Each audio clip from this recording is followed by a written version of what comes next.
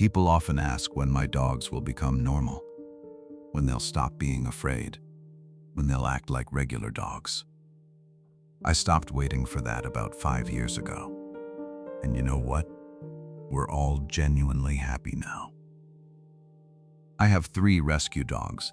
Each one came with deep trauma, the kind that doesn't heal in weeks or months, sometimes not even in years. There's Maya. She's a former sled dog, 40 pounds. When we got her 8 years ago, she'd been abandoned in a basement, spent months alone in the dark. For the first 5 years with us, she sat in the corner of our living room, just sat there. Wouldn't move unless absolutely necessary, wouldn't play, barely ate, just existed in that corner, staring at the wall. Then there's Cooper, 65 pounds, came from a meat farm overseas. 3 years ago, we brought him home. He's terrified of everything. Stairs, doorways, sudden movements, voices, shadows, everything. He spends most of his time in a children's play tent we set up in the bedroom. It's the only place he feels safe. And there's Luna, smallest of the 3 at 30 pounds. Severe anxiety. The shelter warned us she might never be adoptable. We took her anyway. When people meet them, they always have suggestions. Have you tried medication? What about a behaviorist?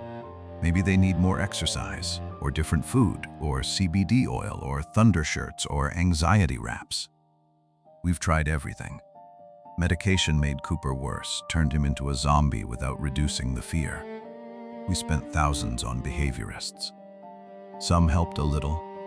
Most just confirmed what we already knew. Deep trauma takes time, sometimes a lifetime. The hardest part isn't the dogs, it's managing expectations, other people's and, honestly, your own. For the first 2 years with Maya, I kept thinking tomorrow would be different. Tomorrow she'd want to play. Tomorrow she'd come when called. Tomorrow she'd act like a dog. But tomorrow came and went. Thousands of tomorrows. She stayed in her corner. I'd watch other dogs at the park, running, playing, tails wagging, living. And I'd come home to Maya, motionless in her spot. I'd wonder what I was doing wrong. Read every book, watched every video, tried every technique. Nothing changed. People would ask when she'd get better. I'd say we're working on it. But the truth? I didn't know if she ever would. Part of me started to doubt. Maybe this was it. Maybe this was her life. Sitting in a corner, too afraid to be a dog. Year 3 with Maya was when I started to let go. Not of her, but of the expectation. I stopped trying to make her normal. Stopped waiting for breakthrough moments. Just accepted. This is Maya. She sits in the corner. That's okay. And something strange happened. Once I stopped pushing, stopped expecting, I started noticing small things. Tiny victories I'd been overlooking while waiting for big ones. Like the morning she looked at me when I entered the room. Just looked. Made eye contact for half a second. That was year 4. 4 years for eye contact. To someone else, that's nothing. To me, it was everything. Year 5. She took 3 steps away from her corner to eat a treat from my hand. 3 steps, then back to her corner. I called my partner crying. 5 years for 3 steps. With Cooper, we learned to adapt rather than fix. He can't handle stairs, so we moved our bedroom to the first floor, rearranged our entire house around his fear, put his tent in the bedroom, put a GPS tracker on his collar in case he ever bolts, created a schedule so predictable you could set your watch by it. Same walk time, same feeding time, same everything. Routine is safety for him. 8 years we've had Cooper.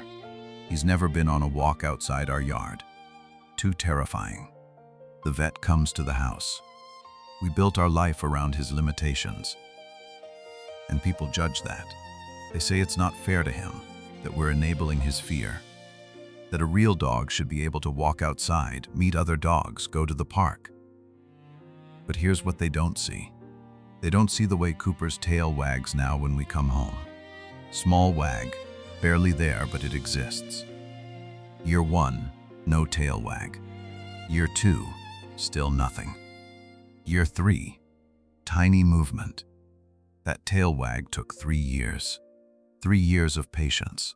3 years of not pushing. 3 years of letting him be scared and loving him anyway. Luna's progress looks different. She's the most improved. Can go on short walks now, tolerates the vet. But she still has panic attacks, still freezes at unexpected sounds. We manage it.